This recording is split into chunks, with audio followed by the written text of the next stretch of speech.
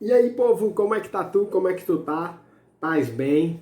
Pois é, voltei para o YouTube e tô aqui hoje para falar sobre um assunto bem bacana que é conhecimento filosófico. Você sabe o que é isso? Não? Então me acompanha aí para você saber exatamente o que é. Primeiro momento para você entender o que é isso chamado conhecimento filosófico. É o pensamento crítico, ou seja, é quando a filosofia se desprende de duas coisas importantes: o mito e a religião, que eram coisas que se falavam na Grécia Antiga. Foi a partir desse momento que os homens começaram a pensar diferente e, por pensar criticamente, analisar: será que o mito é verdade? Será que a religião é muito verdade também? E aí passou a entender a forma diferente, por isso começa a partir daí o que a gente chama de pensamento filosófico. Segundo ponto importante é o seguinte: o pensamento, nesse tipo de conceito, ele incomoda e atrapalha muita gente, né? Já pensou se o cabo aceitasse tudo que o povo falasse? Não é bem assim. Então é um tipo de conhecimento que geralmente vai incomodar ou vai atrapalhar alguém. Por isso, professores, intelectuais e outros tipos de pessoas estão sempre sendo questionados porque pensam demais, pensam criticamente e aí isso incomoda o povo. Perguntar demais incomoda, né, senhoras e senhores? É isso. Outra coisa importante é que todo tipo de conhecimento, tido como um tipo de conhecimento filosófico,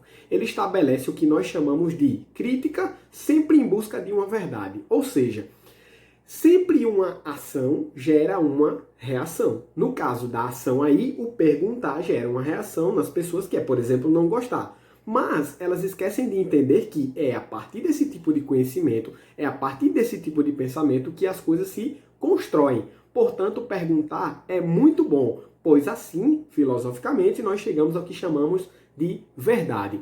Outra coisa importante desse tipo de conhecimento, chamado conhecimento filosófico, é a arte do que nós chamamos de obrigar a refletir. Coisa maravilhosa, coisa bela. O que é obrigar, então, a refletir? É quando a gente passa a entender as coisas das formas mais explicadinhas possíveis. Reflexão é ação, é conhecimento. Então, portanto, pensar significa conhecer, refletir, buscar, entender. Por isso, sempre há uma resposta e quando há resposta, se constrói. Resposta, nesse caso, se constrói o que a gente chama de atitude filosófica.